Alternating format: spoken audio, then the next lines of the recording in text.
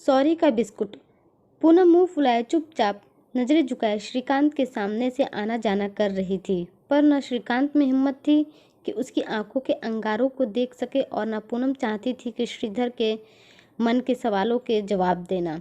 बच्चों के बड़े हो जाने की वजह से यह मामला और भी गंभीर हो चुका था। श्रीकांत मन ही मन सोचते हैं कि आखिर मैंने ऐसा भी क्या कर दिया कि जिसकी वजह से पूरे घर को बर्बाद करने पर उतारे हो गई है यह स्त्री। यही बात सोच सोच कर श्रीकांत परेशान हुए जा रहे थे। श्रीकांत की भाभी कहती है, देखो थोड़ी समझदारी दिखाओ, तुम दोनों को ऐसे बच्चों की तरह लड़ाई करने से कुछ होने वाला नहीं है। तुम दोनों के बच्चे बड़े हो रहे हैं और इस तरह तुम उन लोगों के सामने बर्ताव करोगे तो उन पर क्या असर पड़ेगा। इस तरह का व्यवहार शोभा नहीं देता तुम दोनों को। श्रीकांत कहते हैं, भाभी मैं भी तो यही कहना चाहता हूँ, लेकिन पूनम है कि कुछ सुनना ही नहीं चाहती है। ना जाने उसे क्या हो गया है, वह क्या चाहती है मैं भी नहीं समझ पा रहा हूँ।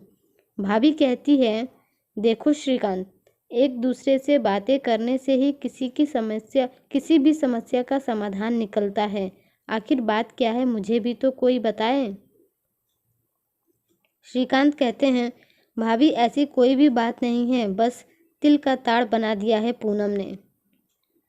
भाभी कहती है, तो वही तिल की बात जो ताड़ बनते जा रही है, मैं भी देखूं आखिर ऐसी कौन सी बात है जिससे तुम दोनों ऐसा बर्ताव कर रहे हो। तुम बताओ मुझे। देखिए भाभी, ऐसा हुआ कि मैं अपने मोबाइल में हिंदी कहानी और सुविचार पढ़ रहा था, तभी मुझे एक लाइन अच्छी लगी तो मैं पूनम को भी बस पढ़कर बताता हूँ, जिसे सुनकर पूनम को पता नहीं क्या हो जाता है। भाभी पूछती है, क्या थी वह लाइन। श्रीकांत कहते हैं, लाइन ऐसी थी, मोहब्बत का रिश्ता दिल से होता है और शादी का सैलरी से। जैसी आपकी सैलरी होगी वैसी ही आपको जीवन संगनी मिलेगी। भाभी कहती है, तो इसमें झगड़े की क्या बात है। श्रीकांत कहते हैं, आप ही पूछिए भाभी पूनम से। पूनम कहती है, पहले यह भी बताओ जो इसके बाद आपने मुझे कहा था। भाभी कहती है, और भी कुछ बात है क्या। पूनम बताओ मुझे। श्रीकांत, कोई ताना वाना तो नहीं मार दिया तुमने पूनम को। श्रीकांत कहते हैं, नहीं भाभी, बस मैंने थोड़ा सा उस बात को सही करने की कोशिश की थी।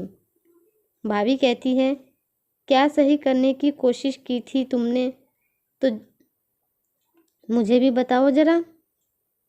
आपको मालूम है भाभी, जब मैंने पूनम से वह वाक्य कहा था तो पूनम ने तपाक से यह कहा था कि देख लो, तुम्हें तुम्हारी सैलरी के हिसाब से ही बीवी मिली है।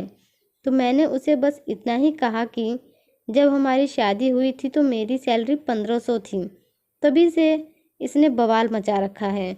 उसे लग रहा है कि मैं उसकी तुलना काम वाली से कर रहा हूँ, जबकि मेरे कहने का ऐसा कोई मतलब ही नहीं था। लेकिन पूनम ने न जाने क्या क्या अपने आप ही समझ लिया। इसमें मैं क्या कर सकता हूँ। भाभी आप ही बताइए, आपको क्या इसमें कोई गलती दिखती है। मुझे तो कोई गलती नहीं दिखती है मेरी। भाभी कहती है, बिल्कुल तुम्हारी ही गलती है श्रीकांत, तुम्हें ऐसा नहीं बोलना चाहिए। मैं नहीं चाहती कि तुम्हारे बच्चों के सामने शर्मिंदा करूं या कुछ ऐसे शब्द बोलूं जो तुम्हारे बच्चों को सही ना लगे। तुम दोनों आओ मेरे साथ। भाभी पूनम और श्रीकांत को लेकर एक कमरे में चली जाती है।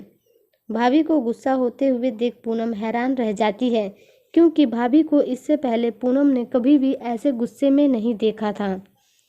पूनम मन ही मन सोचती है कि श्रीकांत जैसे भी हैं मेरे पति हैं, ये हमारे बीच की बात है। अब दीदी पता नहीं क्या कहने वाली है हम दोनों को।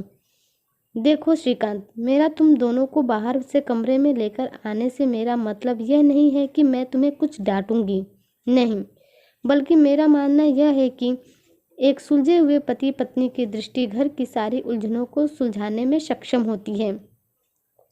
मैं समझा नहीं भाभी। भाभी कहती है, मैं तुम्हें कुछ समझाना भी नहीं चाहती, मैं बस यही कहना चाहती हूँ कि गलतफहमी को ज़्यादा हवा नहीं देनी चाहिए। भाभी पूनम को भी समझाती है कि देखो पूनम, बात चाहे जो भी हो, बिना किसी बात को सोचे समझे, बिना किसी भी निर्णय को नहीं लेना चाहिए। अब तुमने श्रीकांत की बात को किस तरह से ले लिया यह तुम ही जानती हो, लेकिन श्रीकांत का ऐसा कहना बिल्कुल नहीं था। मैं अब तुम दोनों को ज़्यादा और कुछ नहीं कह सकती हूँ। तुम दोनों स्वयं समझदार हो। तुम दोनों ही आपस में बात करके इस मामले को और गलती को दूर करो। किसी भी बात को ज़्यादा बढ़ावा देने से बात और बढ़ती है, इसलिए तुम पूनम से माफ़ी मांगो और बात को यहीं ख़त्म करो। इससे पहले कि श्रीकांत पूनम से माफ़ी मांगते, पूनम ही अपना मौन व्रत तोड़कर श्रीकांत से माफ़ी मांगती है और कहती है, सॉरी, मुझे आपको ऐसा नहीं कहना चाहिए था।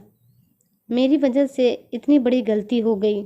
मैं ही नासमझ थी जो समझ नहीं पाई, और छोटी सी बात को इतना बड़ा बना दिया मैंने। मुझे माफ़ कर दीजिए दीदी, आप भी मुझे माफ़ कर दीजिए। मुझे ऐसा नहीं कहना चाहिए था। मुझे समझना चाहिए कि हमारे बच्चे इतने बड़े हो गए हैं। अगर हम ही ऐसा बर्ताव करेंगे तो बच्चे हमसे क्या शिक्षा लेंगे। श्रीकांत और पूनम दोनों भाभी के पैर छूकर आशीर्वाद लेते हैं और बातें करते हुए तीनों कमरे से बाहर निकलते हैं तो उनके बच्चे देखकर खुश हो जाते हैं और फिर अपने कमरे में चले जाते हैं। अपने काम में लग जाते हैं दोनों। थोड़ी देर में श्रीकांत पूनम से कहते हैं, क्या एक कप चाय मिल सकती है इस नादान को। पूनम कहती है, जी हाँ, क्यों नहीं, और कुछ चाहिए तो वह भी बता दीजिए। श्रीकांत कहते हैं, हाँ, 2 बिस्किट सॉरी का मेरी तरफ से भी ले आना।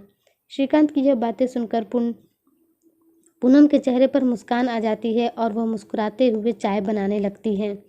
दोस्तों, आपको मेरी आज की कहानी कैसी लगी कमेंट करके ज़रूर बताइएगा। ऐसी ही कहानियों के लिए हमारे चैनल को सब्सक्राइब कर लीजिए। धन्यवाद।